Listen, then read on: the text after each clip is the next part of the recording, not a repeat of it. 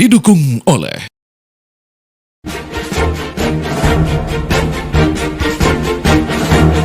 Long weekend, Bandara Soekarno-Hatta ramai dengan orang-orang yang mau berlibur dan mudik.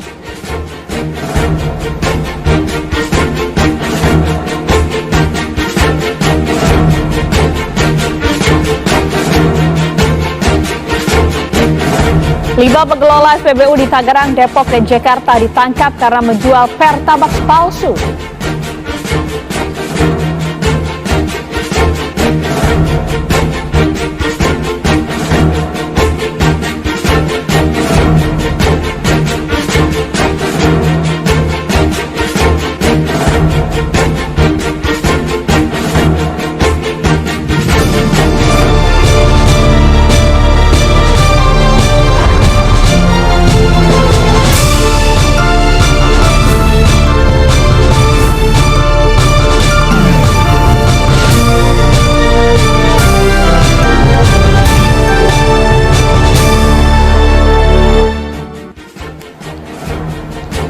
Assalamualaikum, selamat siang pemirsa. Tak terasa 18 hari sudah umat muslim di tanah air melaksanakan ibadah puasa Ramadan. Meski masa mudik belum mulai, tetapi masyarakat sudah memadati bandara, stasiun, dan terminal untuk pulang kampung lebih awal. Dan demi kenyamanan pemudik, Bareskrim Polri meningkatkan pengawasan SPBU mencegah praktik kecurangan. Mereka berhasil menangkap 5 pengelola nakal dan perkembangan terbarunya akan disampaikan oleh beberapa rekan kami. Ada Parulian Panggabean dan juga Putri Sofia di SPBU yang tak tertib itu. Juga ada presenter AI Nadira yang akan mengantarkan informasi seputar Gaza Palestina. Saya Philip Busionaso tak sendirian, juga ada Maria Segaf yang akan membawakan informasi pertama. Silakan rekan saya Maria. Iya, terima kasih Philip. Pemirsa, tidak hanya beragam informasi tadi sudah disampaikan oleh rekan kami Philip saja, tapi kami juga akan hadirkan beragam informasi lainnya baik dari dalam maupun luar negeri khusus untuk Anda. Dan berikut kabar siang selengkapnya untuk Anda.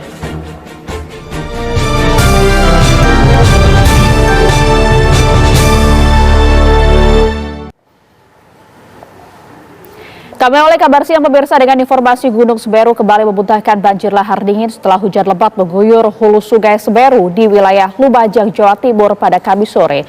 Beruntung sebelum lahar menerjang, semua warga dan penambang pasir telah lari menyelamatkan diri.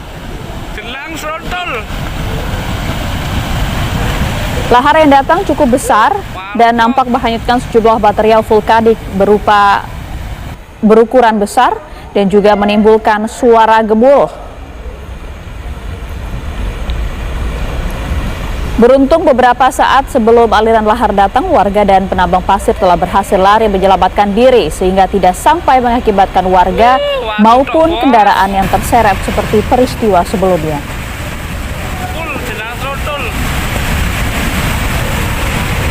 Banjir lahar dingin Gunung Semeru ini terjadi akibat hujan lebat mengguyur wilayah hulu sungai Gunung Semeru. Untuk itu, petugas kembali mengingatkan agar warga semakin waspada dan berhati-hati saat beraktivitas di sepanjang hilir sungai yang berhulu di Gunung Semeru, mengingat curah hujan mulai meningkat.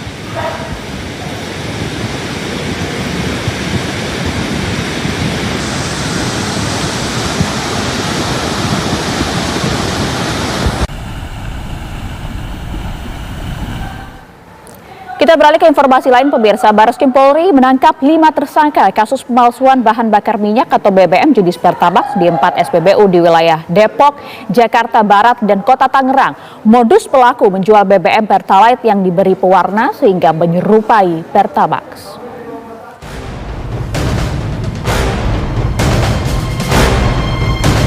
Direktorat Tindak Pidana Tertentu Bareskrim Polri membongkar praktik kecurangan di 4 SPBU di wilayah Depok, Jakarta Barat, dan Kota Tangerang. Polisi meringkus 5 tersangka yaitu RHS selaku pengelola SPBU, manajer SPBU AP dan DM, serta RY dan AH selaku pengawas SPBU. Modus pelaku memalsukan bahan bakar minyak BBM jenis Pertalite yang diberi pewarna sehingga menyerupai Pertamax, kemudian menjualnya kepada konsumen dengan harga Pertamax.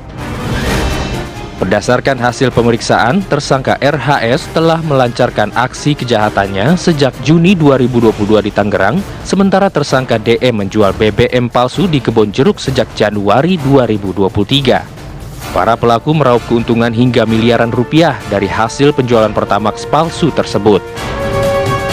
Dari perbuatan tersebut, tersangka mendapatkan keuntungan dari menjual Pertamax palsu yang sebenarnya adalah Pertalite yang diberi satu pewarna. Harga dari BBM Pertalite adalah 10.000 per liter, sedangkan BBM Pertamax adalah 12.950. Jadi ada disparitas harga hampir 3.000 atau tepatnya 2.950 rupiah. Dan ditemukan bahwa tersangka dengan inisial RHS telah melakukan kegiatan pada mulai bulan Juni 2022 hingga bulan Maret 2024 di wilayah Tangerang. Kemudian untuk tersangka di wilayah Kebon Jeruk, yaitu dengan inisial DM, telah melakukan kecurangan ini sejak Januari 2023 hingga Januari 2024, yang diperkirakan dari kecurangan atau penyimpangan ini, dia sudah mendapatkan keuntungan lebih dari 2 miliar atau 2.273.000. Dari pengungkapan kasus ini, polisi menyita total 29.000 liter BBM palsu dari 4 SPBU swasta. Kelima tersangka dikenakan pasal berlapis dengan hukuman maksimal 6 tahun penjara dan denda hingga 6 miliar rupiah. Dari Jakarta, Margareta Novita, Wahyudin Justin, TV One mengabarkan. Ya, kami ajak Anda memperbarui informasi setelah polisi membongkar praktik kecurangan pemalsuan BBM jenis Pertamax di sejumlah lokasi SPBU yang tadi kami sebutkan. Langsung saja kita akan bergabung dengan rekan Putri Sofia di SPBU di wilayah kawasan Kebon Jeruk, Jakarta Barat. Dan ada rekan kami Parulian Pagabean di SPBU Depok, Jawa Barat. Kita ke Putri Sofia terlebih dahulu. Putri, bagaimana aktivitas di SPBU saat ini? Ya, Maria dan juga pemirsa, ini setelah Bareskrim Polri menetapkan 5 tersangka praktik kecurangan BBM palsu ini terpantau dari SPBU yang tepatnya berada di Jalan Arteri Kelapa II Raya Jakarta Barat, terpantau masih sepi, tidak ada pergerakan dan juga tidak beroperasi sebagaimana sehari-hari. Namun memang apabila kita lihat, ini merupakan hari pertama bagi SPBU ini tidak beroperasi. Memang ini bersamaan dengan penetapan tersangka dari Bareskrim Polri terhadap 5 tersangka. Salah satunya tersangka berinisial DM yang merupakan manajer dari SPBU yang terletak di Jakarta Barat, tepatnya di seberang halte bus Transjakarta Pegumen. Dan selain itu memang untuk praktik kecurangan atau pemalsuan BBM sendiri ini dilakukan oleh DM atau manajer dari SPBU berkode swasta 34110905 ini dengan menukar bahan bakar berjenis BBM, mencampurkannya dengan zat pewarna sehingga berubah, yang mana memang apabila kita ketahui BBM Pertalite sendiri ini berwarna hijau, diubah dengan zat pewarna seakan-akan menjadi BBM berjenis Pertamax dan dijual dengan harga yang sama seperti harga BBM Pertamax sekitar Rp12.000. Ini merupakan harga yang selisihnya cukup banyak, pemirsa.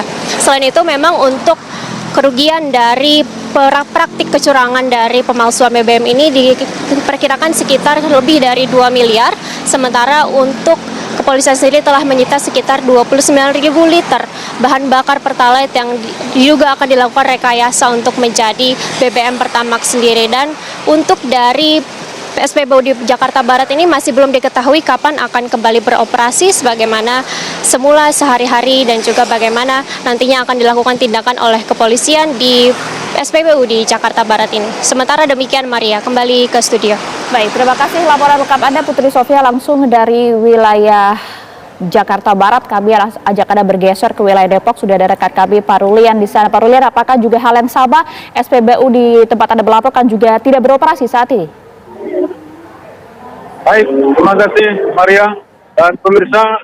Biasanya SPBU yang berada di Jalan Raya Bogor ini jam 7 pagi sudah mulai beroperasi, namun semenjak pagi tadi SPBU dengan nomor 341692 ini tutup dan beberapa petugas yang bekerja biasanya hari ini juga tidak mengetahui kalau SPBU ini tiba-tiba tutup setelah kemarin Bareskrim Polri tindak pidana tertentu telah menyita 9.500 liter Pertamax palsu yang berada di tangki SPBU ini. Maria. Iya, apakah kemudian juga ada warga sekitar maupun juga karyawan maupun juga para pengunjung yang sempat curiga dengan adanya Pertalite yang kemudian disulap menjadi Pertamax tersebut di SPBU Anda? Baik, Maria. Di tempat ini belum sempat terjadi seperti yang di Kota Bekasi, di mana pengguna Pertamax ini tidak mengalami tiba-tiba motornya rusak atau kendaraannya rusak. Karena memang masih ada Pertalite di mana kudus mereka, Pertalite ditambah pewarna, di mana harga Pertalite itu 10.000, sementara Pertamax lebih mahal, sehingga tidak bercampur air. Namun beberapa tadi konsumen yang melintas di tempat ini, mereka juga kecewa dan meminta para skipper agar mengusut secara tuntas. Apalagi akhirnya akan ada acara pulang mudik Lebaran, kiranya di semua SPBU yang berada di beberapa tempat bisa aman buat para pemudik. Maria. Baik, saat ini sudah ditangani oleh pihak kepolisian. Terima kasih Pak Rulian Panggabean atas laporan Anda, dan tadi sebelumnya sudah ada Putri Sofia juga melaporkan langsung dari wilayah Jakarta Barat. Terima kasih rekan-rekan.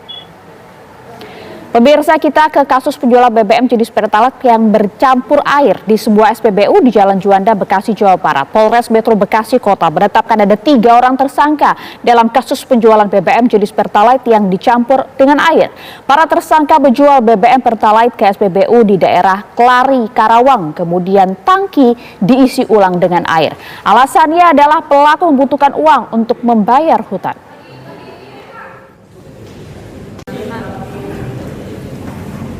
Polres Metro Bekasi, Jawa Barat menetapkan 3 tersangka dalam kasus penjualan BBM jenis Pertalite yang dicampur air. Para tersangka diantaranya sopir dan kernet mobil tangki serta security SPBU Klari di Karawang. Sebelum didistribusikan ke SPBU yang berada di Jalan Juanda, Bekasi, para tersangka menjual BBM Pertalite ke SPBU daerah Klari, Karawang.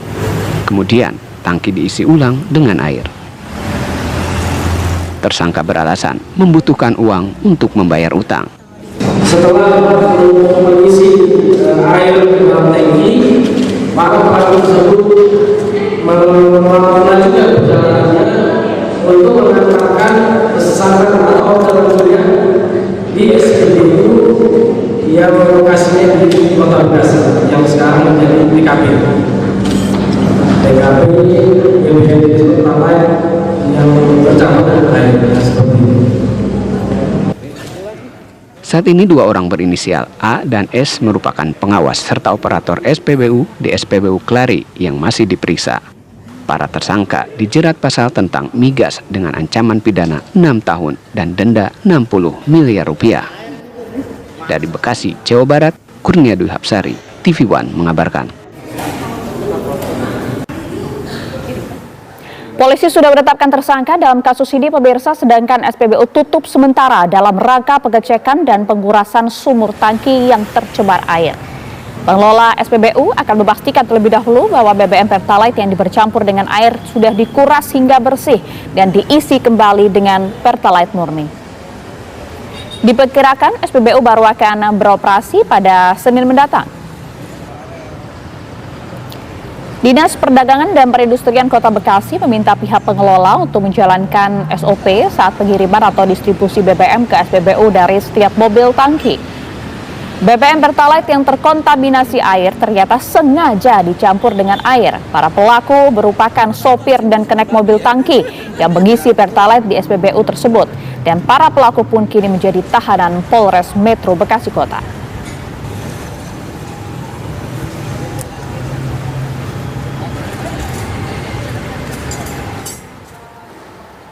Berbagai cara pemirsa melakukan oknum pengelola SPBU nakal untuk meraup keuntungan. Berikut kami hadirkan beberapa modus pelaku kecurangan SPBU yang berhasil diungkap polisi.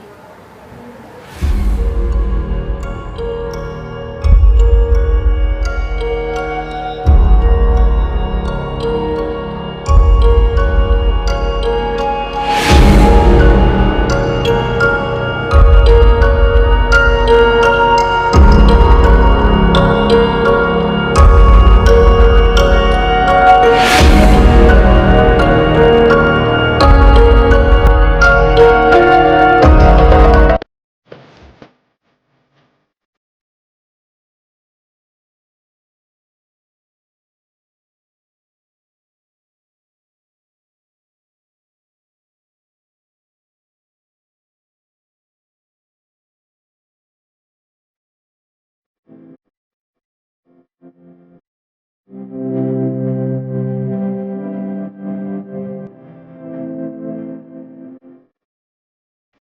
saat lagi rekan kami Filipus Syudasu akan hadir untuk Anda dengan informasi libur panjang akhir pekan lalu lintas tol Cikampek ramai.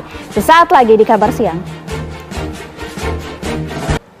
Kembali lagi di Kabar Siang. Pemirsa, menjelang siang kondisi arus lalu lintas di ruas tol Jakarta Cikampek Karawang, Jawa Barat pada libur panjang Isa Al-Masih dan libur akhir pekan terpantau semakin ramai.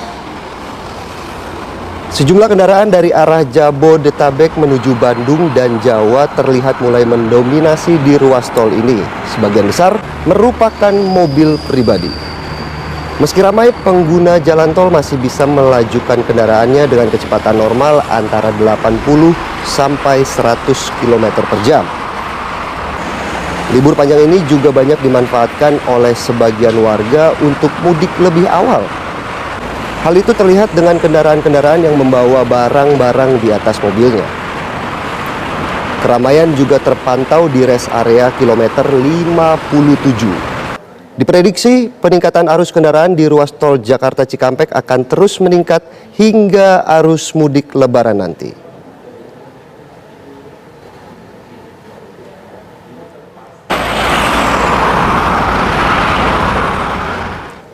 Sementara libur panjang akhir pekan Bandara Soekarno-Hatta ramai dipadati oleh sejumlah penumpang.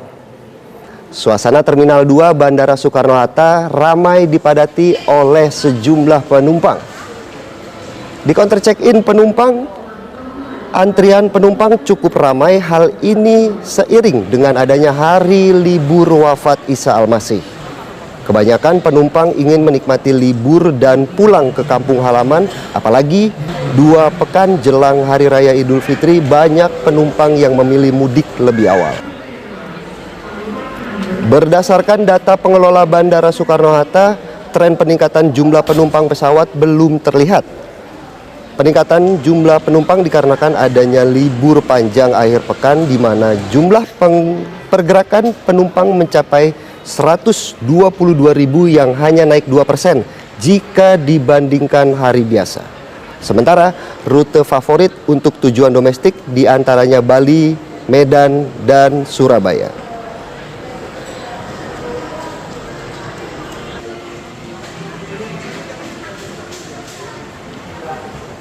Kurang dari 2 minggu jelang Hari Idul Fitri, Stasiun Pasar Senen, Jakarta mulai dipadati pemudik yang memilih pulang kampung lebih awal.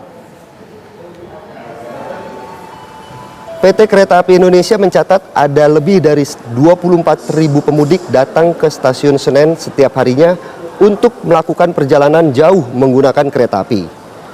Pada hari libur Jumat Agung ini, jumlah pemudik mulai meningkat.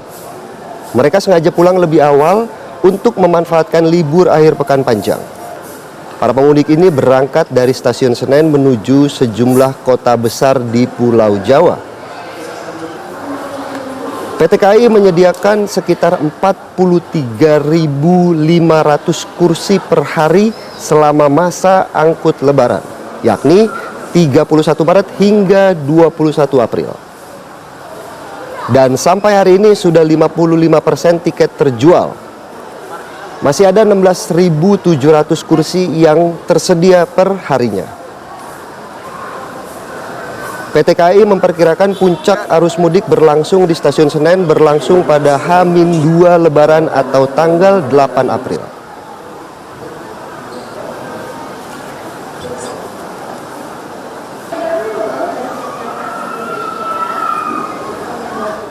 Pemirsa, memasuki pekan ketiga Ramadan, penumpang mulai memadati Terminal Bus Pulau Gebang, Jakarta Timur. Terminal Bus Pulau Gebang terlihat cukup ramai. Sebagian penumpang ingin menikmati libur panjang akhir pekan di kampung halamannya. Namun, ada sejumlah penumpang yang memilih mudik lebih awal untuk menghindari macet. Diperkirakan Terminal Pulau Gebang akan mengalami lonjakan penumpang arus mudik pada tanggal 3 April hingga 10 April mendatang.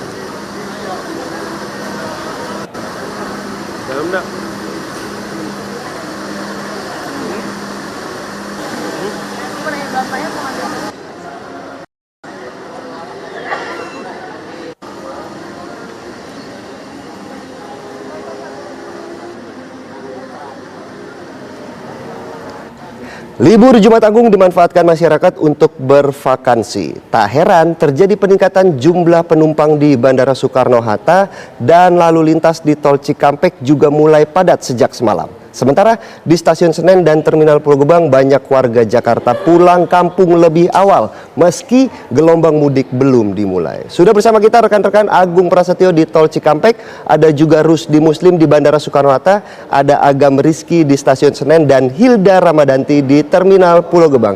Kita ke Agung terlebih dahulu. Agung, silakan laporannya. Ya, selamat siang Philip juga pemirsa. Informasi terbaru pantauan arus lalu lintas pada libur panjang Isa Al-Masih dan yang bertepatan langsung dengan akhir pekan. Pada siang hari ini kami mengabarkan di ruas tol Jakarta Cikampek kilometer 57, tepatnya di rest area, di mana lalu lintas dari arah Jakarta yang menuju ke arah Bandung ataupun ke arah Jawa terpantau terus ramai sejak tadi pagi hingga siang hari ini, dan kendaraan juga terus didominasi oleh kendaraan pribadi yang memang akan memanfaatkan waktu libur panjang ini. Dan selain di tempat kami mengabarkan, kami juga memantau di sejumlah titik di ruas tol Jakarta Cikampek. Memang tadi pagi kami memantau di gerbang tol Cikampek Utama, kendaraan juga dipadati oleh kendaraan pribadi yang menuju ke arah Cirebon, Jawa Tengah ataupun ke arah Jawa Timur. Selain itu juga 7 gardu transaksi utama yang dibuka oleh Jasa Marga dipadati oleh kendaraan, dan antrian ini mengular 10-15 kendaraan ke belakang. Selain gardu utama dibuka dan ditambah juga dengan 8 gardu satelit untuk mengantisipasi adanya kepadatan ataupun antrian lebih panjang di gerbang tol Cikampek Utama. Dan dapat kami informasikan juga untuk data lalu lintas di ruas tol Jakarta Cikampek per hari kemarin hingga pukul 5 pagi tadi, kendaraan yang menuju ke arah Jawa Tengah melalui gerbang tol Cikampek Utama ini tercatat sekitar 32.000, sedangkan kendaraan yang datang dari arah Jakarta menuju ke arah Bandung melalui gerbang tol Kalihurip Utama ini tercatat sekitar 36.000.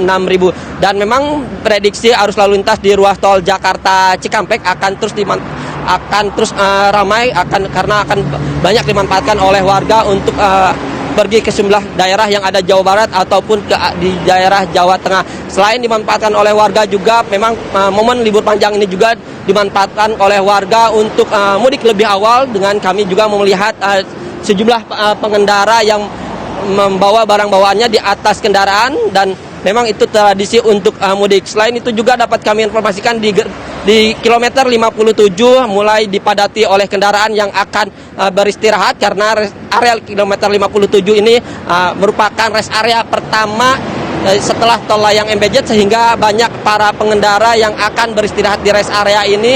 Selain itu juga memang rest area ini akan berpotensi menjadi kepadatan pada libur panjang ataupun arus mudik nanti. Selain itu juga dapat kami informasikan, memang meskipun arus lalu lintas di ruas tol Jakarta Cikampek lancar, tetapi pihak Jasa Marga sendiri dan kepolisian PJR tol Jakarta Cikampek menyiapkan traffic cone untuk di mana nantinya jika terjadi kepadatan ataupun kemacetan pada libur panjang ini, menyiapkan traffic cone untuk kontraflow yang mana disiapkan di pos pantau, dan bila mana nantinya terjadi kemacetan, traffic cone kontraflow ini akan diberlakukan dari kilometer 47 sampai kilometer 65. Sementara itu yang dapat kami kabarkan di ruas tol Jakarta Cikampek. Kembalikan ke Anda di studio, Philip. Baik Agung, terima kasih atas laporannya. Sekarang kita ke rekan kami Rusdi Muslim untuk mengetahui bagaimana kondisi di di Bandara Soekarno-Hatta. Rusdi, silakan laporan Anda. Ya, Philip, serta pemirsa, dapat saya kabarkan dari Terminal 3 Bandara Soekarno-Hatta, di mana memang di momen libur wafat Isa Al-Masih ini dimanfaatkan sebagian orang untuk pergi ke destinasi wisata maupun ke kampung halaman. Hal ini terbukti dengan adanya sejak pagi tadi Bandara Soekarno-Hatta dipadati oleh sejumlah penumpang, terutama di counter check-in penerbangan domestik.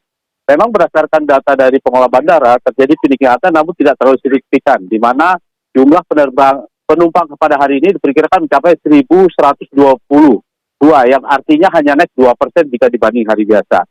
Namun begitu, tadi saya sempat mewawancara beberapa penumpang, diantaranya seorang mahasiswa yang memang mendapatkan libur lebih awal sehingga dia mudik ke kampung halaman lebih awal.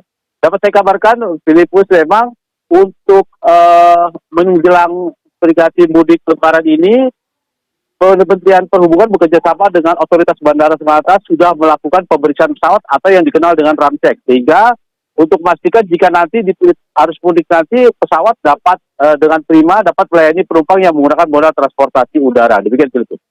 Baik, terima kasih Rusdi atas laporan Anda. Pemirsa, kita juga masih punya laporan langsung dari Agam Rizky di Stasiun Senen dan Hilda Ramadanti di Terminal Pulau Gebang. Sesaat lagi, Kabar Siang akan kembali untuk Anda. Kembali lagi di Kabar Siang, pemirsa, banyak warga Jakarta pulang kampung lebih awal meski gelombang mudik belum dimulai. Dan kami akan langsung ajak Anda untuk mengetahui bagaimana kondisi dengan keramaian di Terminal Pulau Gebang. Sudah ada rekan kami Hilda Ramadanti. Hilda, silakan laporan Anda.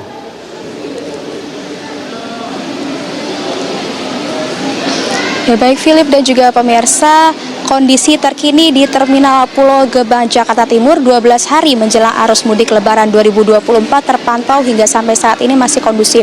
Namun bisa dilihat juga pemirsa, di belakang saya memang sudah banyak para penumpang yang memang sudah berangkat menuju destinasi tempat mudiknya masing-masing ataupun destinasi berlibur bersama sanak saudara.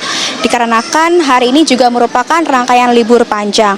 Tadi juga kami sempat berbincang-bincang kepada beberapa penumpang bahwa mereka lebih memilih untuk melakukan arus mudik lebih awal dikarenakan untuk menghindari kemacetan, dan juga sudah banyak yang mengajukan cuti dari jauh-jauh hari untuk melakukan perjalanan mudik bersama saudara-saudara.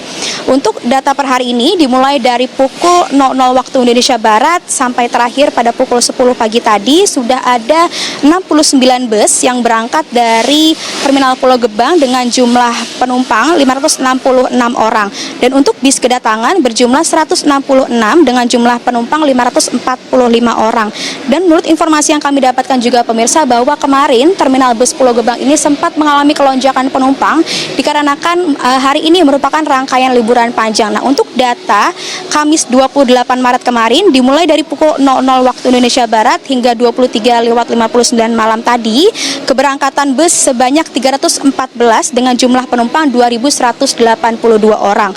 Lalu untuk kedatangan jumlah bus mencapai 206 dengan jumlah penumpang 668 orang. Dan untuk bagi para pemirsa yang memang ingin melakukan mudik ataupun berlibur bersama sanak saudara dengan menggunakan bus, bisa langsung membeli tiketnya secara offline ataupun online. Lalu untuk data keberangkatan mudik memang kami masih belum mendapatkan secara rinci ataupun detail, namun informasi yang kami dapatkan bahwa nantinya kelonjakan penumpang akan naik di tanggal 3 hingga 10 April mendatang. Kembali ke studio, Philip. Terima kasih Hilda atas laporan Anda dan selamat bertugas kembali. Kita sekarang melihat ke Stasiun Senen, sudah ada rekan kami Agam Rizky. Agam, bagaimana kondisi pemudik lebih awal di Stasiun Senen?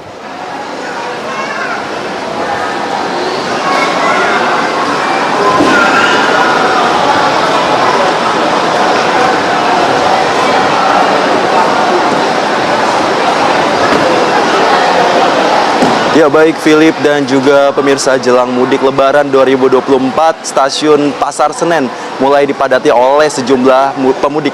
Dari pengakuan sejumlah beberapa masyarakat begitu, mereka mengaku sengaja melakukan mudik ini lebih awal atas berbagai alasan. Yang pertama adalah mereka saat ini mengikuti hari libur dari anak mereka, yang kemudian alasan keduanya adalah mereka menghindari kenaikan harga di saat memuncaknya arus pemudik di nanti harinya. Dan kemudian alasan berikutnya, mereka mengaku bahwa mereka menghindari juga adanya kelonjakan penumpang kereta api pada saat arus mudik nanti. Dan memang Philip dan juga pemirsa, dari pihak PT KAI menjadwalkan bahwa arus mudik ini akan dimulai pada tanggal 31 Maret mendatang, yang artinya 2 hari yang akan datang.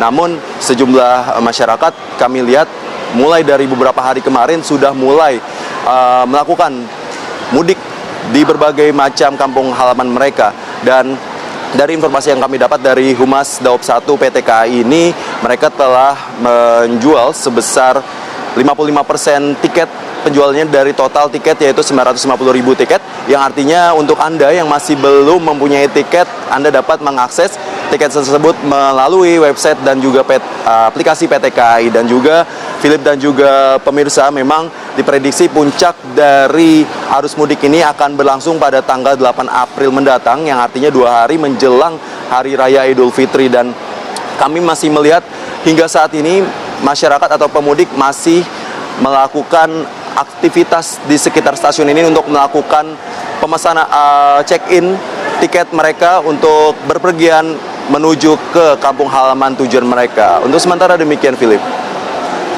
Baik, terima kasih Agam Rizky yang melaporkan langsung dari Stasiun Senen.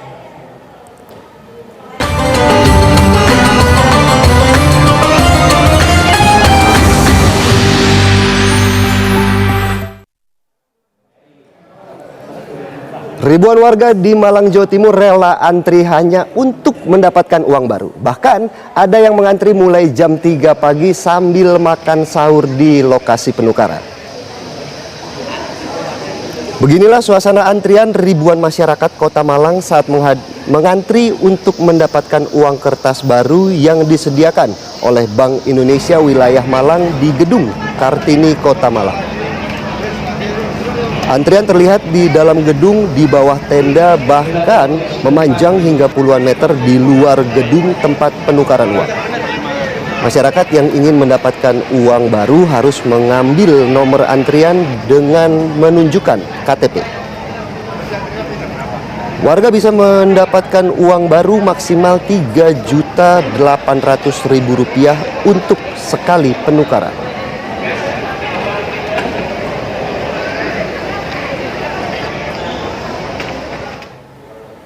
Sementara itu, antusias warga di Tulungagung menukarkan uang baru cukup tinggi. Setiap warga dibatasi maksimal hanya bisa mendapatkan pecahan uang baru sebesar Rp4 juta. Layanan penukaran uang baru digelar Bank Indonesia Kediri di Gor Lembu Peteng, Tulungagung. Masyarakat langsung menyerbu layanan untuk menukarkan uang lama menjadi uang baru. Uang baru nantinya menjadi salah satu tradisi dalam Lebaran nanti. Menurut salah seorang warga, program penukaran uang baru hanya bisa dilayani bagi warga yang telah mendaftar secara online.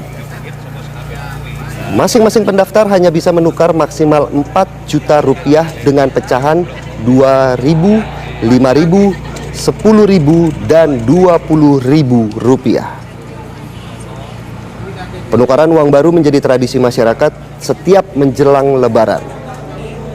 Uang baru biasanya digunakan untuk angpau atau uang saku anak-anak. Uangnya 1, 2, 3, 4 juta nih. Sami-sami. Jangan kemana-mana, Kabar Siang akan segera kembali dengan rekan saya Maria Segaf. Anda kembali di Kabar Siang pemirsa. Pada hari ke-16 Ramadan 1445 Hijriah kemarin, Presiden Joko Widodo, Wakil Presiden Ma'ruf Amin, dan para menteri di Kabinet Indonesia Maju melakukan acara buka bersama di Istana. Momen buka puasa bersama antara Presiden dan jajaran menterinya akhirnya kembali terlaksana setelah beberapa tahun lalu tradisi buka bersama ini tak dilakukan karena situasi pandemi COVID-19. Terlihat sejumlah menteri laki-laki datang mengenakan baju koko berwarna putih dan sebagian mengenakan batik berlengan panjang. Sementara busana muslimah dipakai oleh para menteri perempuan. Di dalam ruangan buka bersama, Presiden Joko Widodo duduk satu meja dengan Menteri Pertahanan yang juga calon presiden terpilih Prabowo Subianto, Menko Perekonomian Erlangga Hartarto, serta Menko Polhukam Hadi Cahyanto. Acara bukber ini dibuka oleh tausiah yang dilakukan oleh Wakil Presiden Ma'ruf Amin yang membahas tema puasa.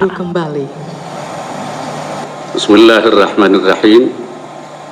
Alhamdulillahilladzi anzalal Qur'an fi syahri Ramadan. Wassalatu wassalamu ala sayyidina wa maulana Muhammadin al-mab'uthi rahmatan lil insi wal jan wa ala alihi wa ashabihi.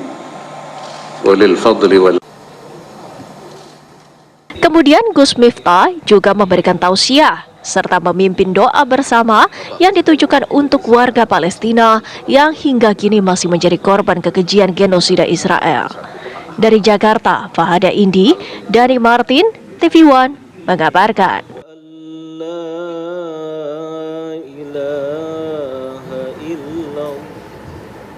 Sementara itu menjelang arus mudik Lebaran 2024, pemeriksaan kelengkapan surat-surat, uji kelayakan, perbaikan armada bus, hingga tes urin para pengemudi pun dilakukan. Keselamatan dan kenyamanan pemudik yang menggunakan angkutan bus pada arus mudik Lebaran kali ini menjadi keutamaan.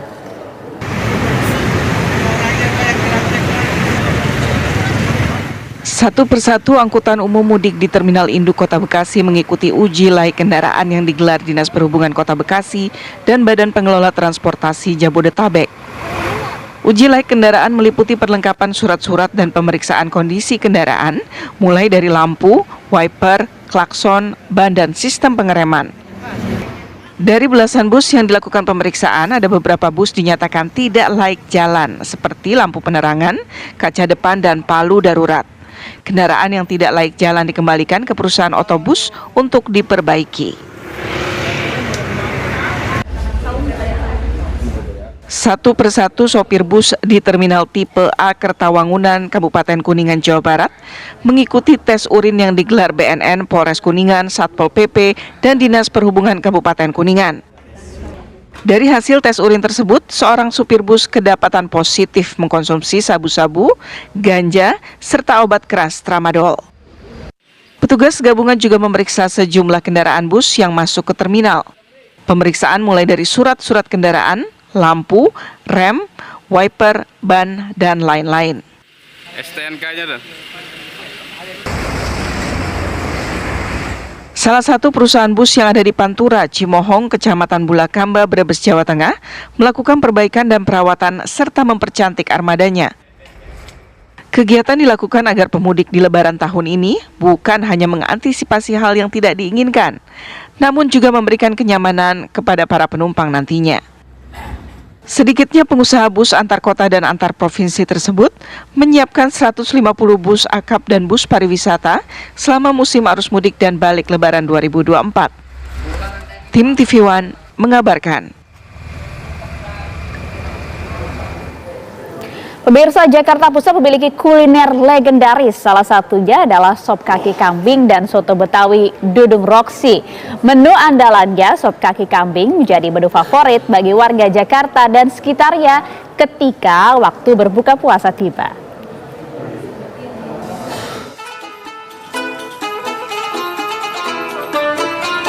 Di bulan Ramadan ini, tempat makan Dudung Roksi mulai ramai didatangi pengunjung di saat sore hari jelang waktu berbuka puasa.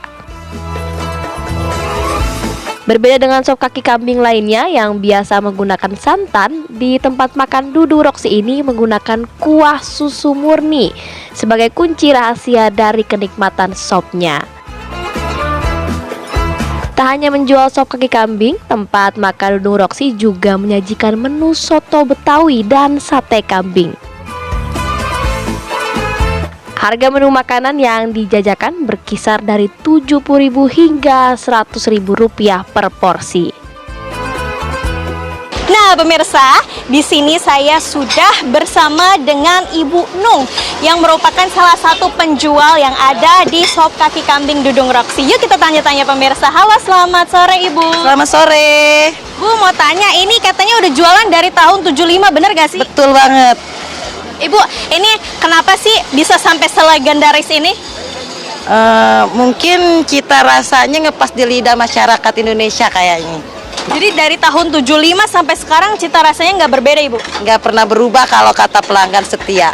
Wih, jadi kalau boleh tahu nih Bu, tadi saya sempat ngintip ke dapur, katanya kuahnya pakai kuah susu, bener gak sih? Bener banget. Jadi yang membedakan sop kaki kambing Dudung Roksi dengan tempat yang lainnya yaitu dengan menggunakan susu ya Ibu? Ada campuran lain nggak? Pure susu murni, pure susu full cream. Pure susu full cream, jadi hanya pakai susu. Kenapa pakai susu Bu? Mungkin lebih proteinnya lebih banyak, terus kalorinya lebih sedikit kali ya kalau susu ya. Kalau santan kan kalorinya banyak ya, kalau nggak salah itu. Jadi nggak seret juga ya di tenggorokan ya Ibu? Minuman di Sop Kaki Kambing Dudung Roksi tersedia beraneka jenis, diantaranya es kopior, es kelapa muda, es jeruk kelapa, dan lainnya. Untuk es kopior menjadi minuman favorit pengunjung ketika memesan Sop Kaki Kambing di Dudung Roksi. Dari Jakarta, Sekar Wanda Andi Isworo, TV One mengabarkan. Pemirsa, waspada, penularan demam berdarah meningkat di musim pancaroba. Informasi selengkapnya untuk Anda di Kabar Siang. Usai jeda sesaat lagi.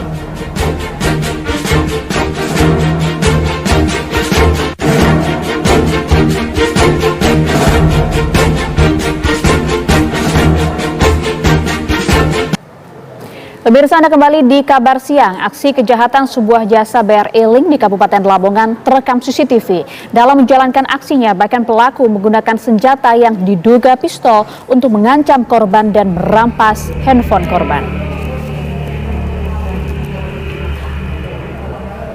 Beginilah aksi perampok bersenjata menyasar agen BRI Link yang terekam CCTV, pemirsa. Anda bisa saksikan layar kaca di mana aksi perampokan terjadi di Desa Kemlagi, Kecamatan Turi, Kabupaten Lamongan, Rabu malam. Dalam rekaman tersebut terlihat satu orang pelaku memakai masker dan menggunakan topi hitam. Awalnya pelaku pura-pura menjadi nasabah. Setelah memastikan korban sendirian, pelaku kemudian melancarkan aksinya dengan menodongkan sebuah pistol kepada korban. Korban yang kaget berteriak minta tolong. Pelaku berhasil membawa kabur satu buah telepon genggam. Kejadian itu tentu membuat geger warga setempat. Sementara polisi meminta keterangan sejumlah saksi dan korban. Polisi juga tengah memburu pelaku perampokan dengan menggunakan senjata yang diduga pistol tersebut. Sehari sebelum kejadian aksi todong pistol juga terjadi hal yang sama di Kecamatan Sugio, Lamongan, Jawa Timur.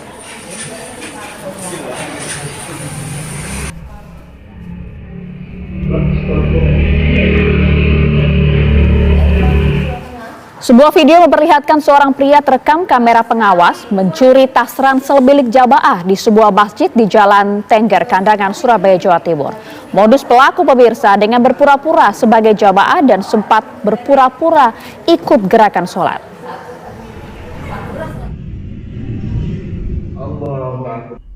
Sebelum beraksi, pelaku tampak memantau situasi masjid terlebih dahulu dan melihat tas ransel milik jamaah. Pria tersebut kemudian ikut duduk dalam gerakan sholat. Namun ketika jamaah lain sujud, pelaku bangkit, berdiri dan ke belakang, mencuri tas ransel warna hitam yang berada di samping pintu masuk masjid.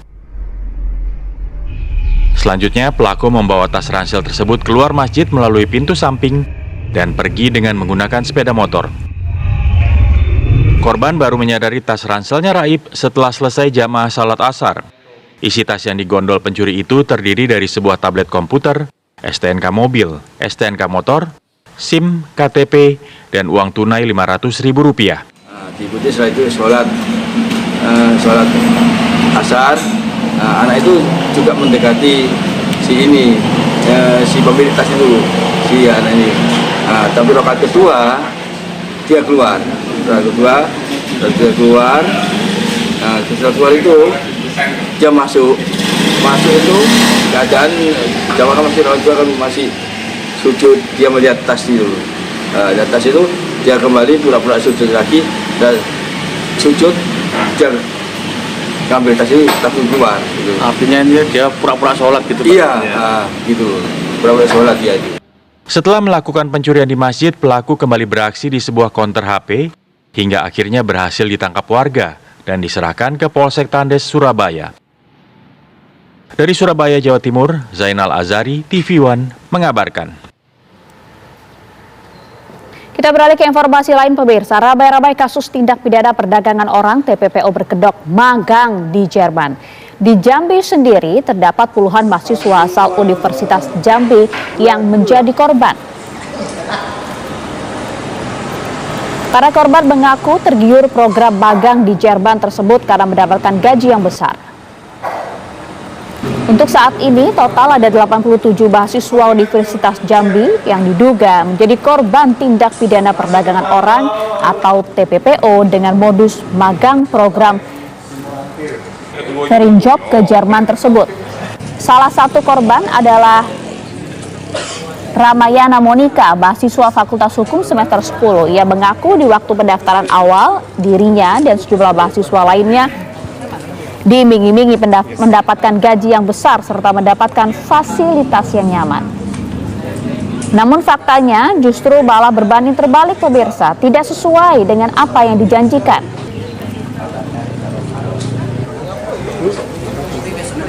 Untuk diketahui, program yang dijalankan mahasiswa ini merupakan kerjasama masing-masing kampus dengan sebuah perusahaan yang difasilitasi oleh oknum dosen di wilayah kampus. Perusahaan itu menawarkan masuk ke program Merdeka Belajar Kampus Merdeka, serta menjanjikan program magang tersebut dikonversikan ke 20 SKS. Barreskrim Polri sudah menetapkan total 5 orang yang ditetapkan sebagai tersangka, yaitu ER alias EW 39 tahun, kemudian AE 37 tahun, AJ 52 tahun, SS 65 tahun, dan MZ 60 tahun.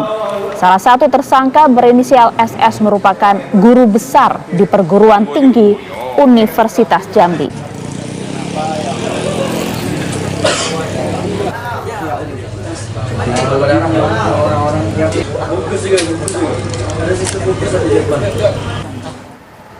Pemirsa, penularan kasus demam berdarah denggu atau DBD terus meningkat saat musim pancaroba.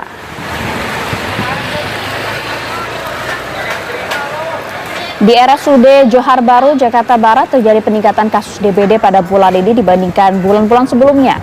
Jumlah pasien DBD yang dirawat di RSUD Johar Baru saat ini meningkat bahkan hingga 30%. Mereka mengeluhkan demam tinggi dan mual. Pengelola rumah sakit terpaksa menambah ruang perawatan untuk bisa menampung pasien DBD. Pihak rumah sakit menyatakan peningkatan jumlah pasien DBD yang dirawat di RSUD Johar Baru terjadi sejak Oktober 2023 dan terus bertambah setiap bulannya. Masyarakat diimbau untuk mewaspadai penularan penyakit DBD dengan menerapkan pola hidup sehat dan membersihkan genangan air di rumah.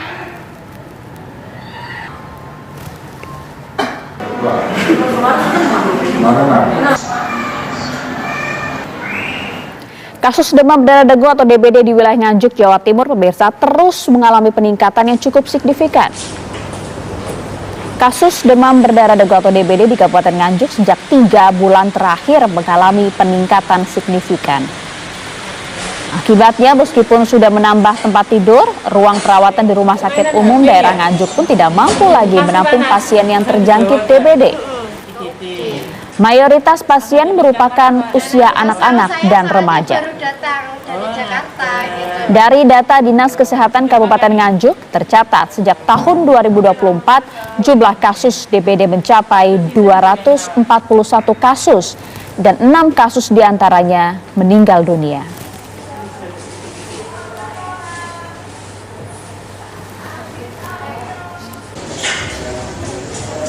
Pemirsa, jumlah pasien malaria di Pulau Sibuk, kepulauan terluar Indonesia di Kabupaten Nias Selatan, Sumatera Utara terus bertambah.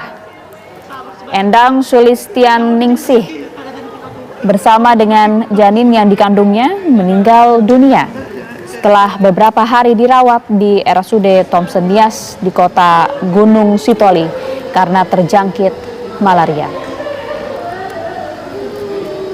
Korban merupakan satu dari 5 pasien malaria yang meninggal dunia, sementara 44 orang dinyatakan positif dari hasil rapid test di puskesmas.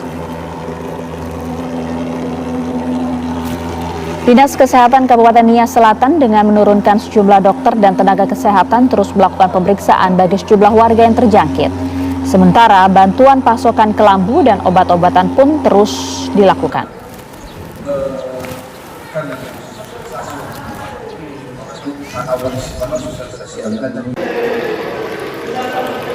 Sementara itu, Menteri Kesehatan Budi Gunadi Sadikin menyatakan masyarakat tidak perlu khawatir mengenai ketersediaan tempat perawatan di rumah sakit, khususnya di wilayah Jakarta untuk menangani pasien demam berdarah.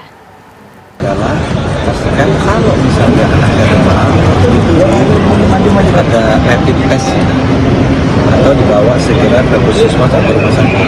Jadi itu fatality rate-nya rendah. Jadi kena itu fatality rate-nya yang meninggalnya itu sangat rendah karena semua rumah sakit sudah tahu tinggal itu. Yang penting jangan terlambat. Dan buat teman-teman supaya nggak panik ya, rumah sakit Jakarta masih cukup tempat. Karena Pak awal sudah sama COVID, fasilitasnya banyak sekali. Jadi nggak usah khawatir. Pemirsa, DPR RI mengesahkan rancangan undang-undang RUU tentang desa menjadi sebuah undang-undang. Salah satu poin krusial dalam RUU ini mengatur masa jabatan kepala desa menjadi 8 tahun maksimal 2 periode.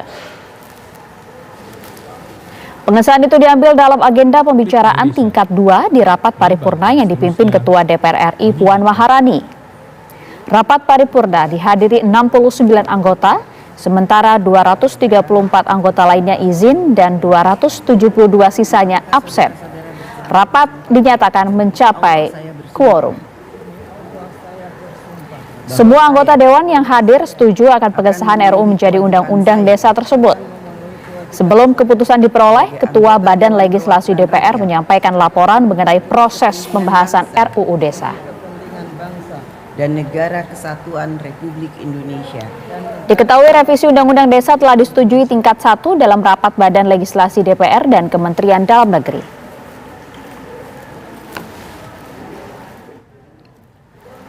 Rohaniwan disilakan. Sementara itu DPR RI mengesahkan RUU Daerah Khusus Jakarta menjadi sebuah undang-undang. Keputusan diambil dalam sidang paripurna Dewan Perwakilan Rakyat yang dipimpin Ketua DPR Puan Maharani. 8 partai menyatakan setuju, yaitu PD Perjuangan, Partai Golkar, Nasdem, Gerindra, Demokrat, Partai Persatuan Pembangunan, PKB, dan PAN.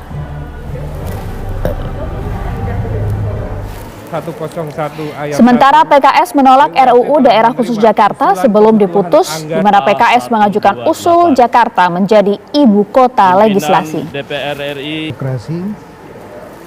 yang mewakili Menteri Hukum dan HAM sebagai ciri demokrasi, membuka ruang Pemirsa, Ketua DPR RI sekaligus Ketua DPP PD Perjuangan Puan Maharani bicara soal rencana pertemuan Ketua Umum PD Perjuangan Megawati Soekarno Putri dengan Presiden terpilih Prabowo Subianto. Berikut pernyataan dari Puan Maharani. Insya Allah. Insya Allah. Apakah seperti 2019 lalu ketika Pak Jokowi dan Pak Prabowo bergabung dan Pak Prabowo nanti mengajak PDIP itu bergabung itu terjadi lagi di kota besar? Iya enggak ya? Kalau dari Bang Dasko, Bang Dasko terima undangannya memang ada. Komunikasi tiap hari begini.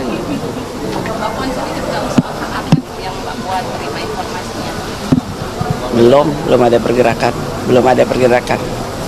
Ketua Umum Partai Golkar Erlangga Hartarto menyatakan siap memberikan kader-kader terbaiknya untuk duduk di jajaran eksekutif dan legislatif. Puasa aja. Pak AHY nanti katanya udah diberi perintah untuk mencari kader-kader terbaiknya untuk di pemerintahan mendatang. Ke Golkar apakah sudah diberi perintah juga untuk Prabowo untuk mencari kader terbaik? Golkar kita punya kader banyak sekali. Jadi dan siap ditempatkan di mana, baik di legislatif. Berarti sudah ada permintaan, berarti sudah ada permintaan. Apa? Belum ada. Tapi sudah ada perintah berarti dari Pak Prabowo. Belum. Kita puasa dulu aja. Pemirsa, informasi tadi sekaligus menjadi akhir perjumpaan kita di Kabar Siang hari ini. Terima kasih atas perhatian Anda. Saya Maria Segaf. Dan saya Filbus Yonaso pamit undur diri. Terima kasih dan sampai jumpa.